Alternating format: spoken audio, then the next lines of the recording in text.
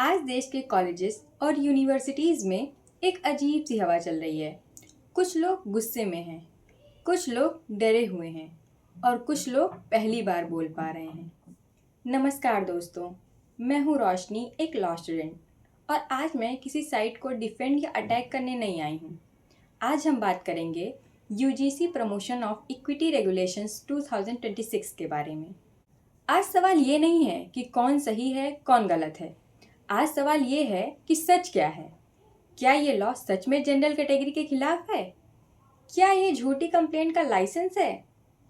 क्या आप कॉलेजेस सच में जेल बन जाएंगे?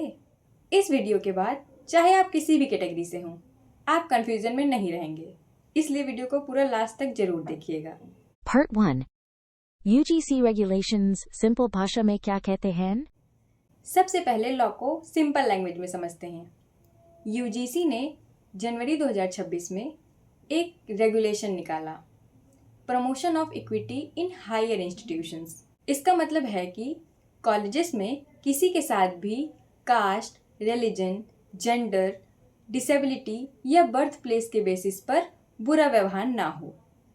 इसके लिए यूजीसी ने बोला कि हर कॉलेज में एक इक्वल अपॉर्चुनिटी सेंटर होगा, एक इक्विटी कमिटी होगी, 24 घंटे हेल्पलाइन उपलब्ध होगी और कंप्लेंट का सिस्टम होगा, और अगर कॉलेज ये रूल फॉलो ना करें तो पनिशमेंट भी होगी। बस यहाँ कहीं भी नहीं लिखा है कि जनरल कैटेगरी गलत है। लॉ व्यवहार को रेगुलेट करता है, जाति को नहीं। Part 2. फिर इतना ज्यादा विरोध क्यों? अब आते हैं असली मुद्दे पर। समझ लोग इसका इतना विरोध क्यों कर रहे हैं। सबसे बड़ा डर झूठी कंप्लेंट का। नॉर्मल लोग बोल रहे हैं कि कल कोई बिना बात ही कंप्लेंट कर देगा और हमारा करियर बर्बाद। ये डर गलत भी नहीं है, क्योंकि कंप्लेंट कॉन्फिडेंशियल हो सकती है, कमिटी 24 घंटे में बैठती है और पुलिस तक बात जा सकती है। लेकिन एक बात समझो, हर प्रोटेक्टिव लॉ के टाइम यही डर आता है। 498A, पोश एक्ट, SC/ST एक्ट, इन सब के टाइम पे भी आया था। पर सुप्रीम कोर्ट ने बार बार कहा है कि मिसयूज का चांस होने से लॉ गलत नहीं हो जाता। लॉ को मिसयूज से बचाना इम्प्लीमेंटेशन का काम है, लॉ को हटाना कोई सॉल्यूशन नहीं। अब बात करते हैं दूसरे डर के बारे में, हमें ही टारगेट किया जा रहा है वाली फीलिंग।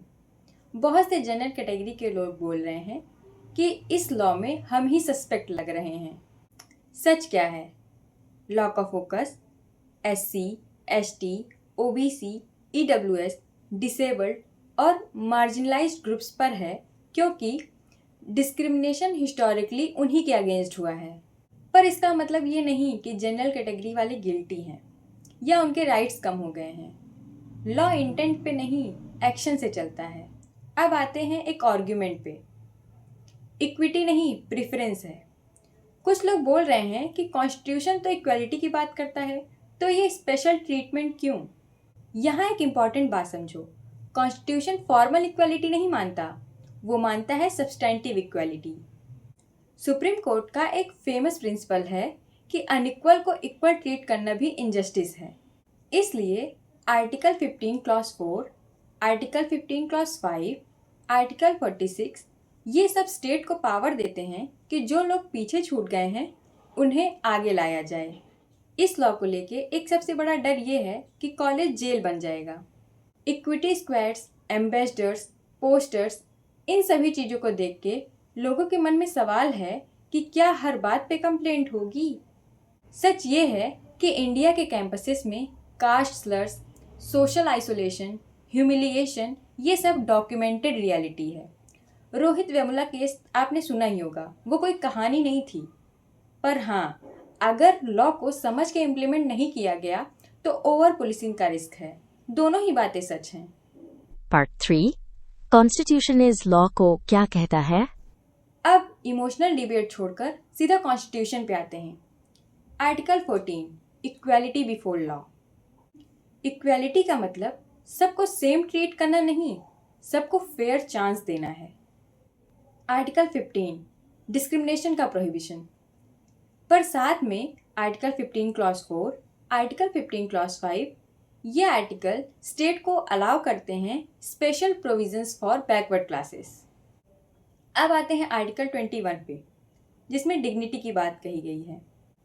डिस्क्रिमिनेशन सिर्फ इंसल्ट नहीं होती, वो ह्यूमन डिग्निटी को तोड़ती है और डिग्निटी राइट टू लाइफ का हिस्सा है। एक और इम्पॉर्टेंट आर्टिकल के बारे में बात करते हैं, जो है आर्टिकल 46, जिसमें एक वेलफेयर स्टेट की ड्यूटी को बताया गया है। वो ड्यूटी है SC, ST और OBC के एजुकेशनल इंटरेस्ट को प्रोटेक्ट करना।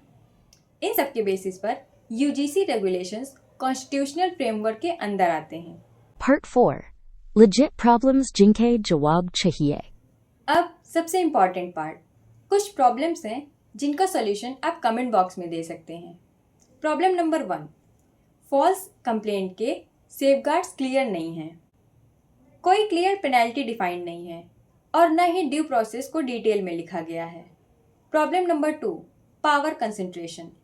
UGC के पास मॉनिटरिंग के साथ साथ पनिशमेंट की भी पावर है, जिससे यहाँ चेक्स एंड बैलेंस वीक होता नज़र आ रहा है। प्रॉब्लम नंबर 3, ट्रेनिंग ज़ीरो है, मतलब प्रोफेसर्स और स्टूडेंट्स को ये लॉ समझाया ही नहीं गया, इसलिए रेजिस्टेंस आ रहा है और इसलिए फियर बढ़ रहा है। Part 5. Court का likely stand. अब बात करते हैं, अगर ये मैटर कोर्ट जाता है तो क्या क्या पॉसिबिलिटीज़ हो सकती हैं। तो सबसे पहले जुडिशरी के पैटर्न को देखते हैं। जुडिशरी एंटी डिस्क्रिमिनेशन लॉज को सपोर्ट करती है और आर्बिट्रेरी इम्प्लीमेंटेशन को रिजेक्ट करती है। लाइकली होगा लॉ सर्वाइव करेगा, कोर्ट्स गाइडलाइन सेट करेंगे और ड्यू प्रोसेस स्ट्रेंथन होगा, जैसे पोश और विशाखा गाइडलाइंस में हुआ था। सच कड़वा है पर क्लियर है, ये लॉ जनरल वर्सेस रिजर्व का वॉर नहीं है और ना ही ये रिजर्वेशन का एक्सटेंशन है। ये एंटी डिस्क्रिमिनेशन लॉ है, पर बिना ट्रेनिंग और सेफ गार्ड्स के ये फियर भी क्रिएट कर सकता है।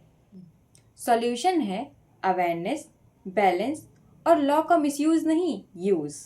समता का मतलब किसी को नीचा दिखाना नहीं होता, समता का मतलब होता है सबको इंसान समझना। अगर आपको लगा कि ये वीडियो आपको समझ आया तो लाइक कीजिए और कमेंट में उन प्रॉब्लम्स के सॉल्यूशन दीजिए और साथ में लॉ विथ रोशनी को फॉलो कीजिए, क्योंकि कानून तभी जिंदा रहता है जब लोग उसे समझते हैं।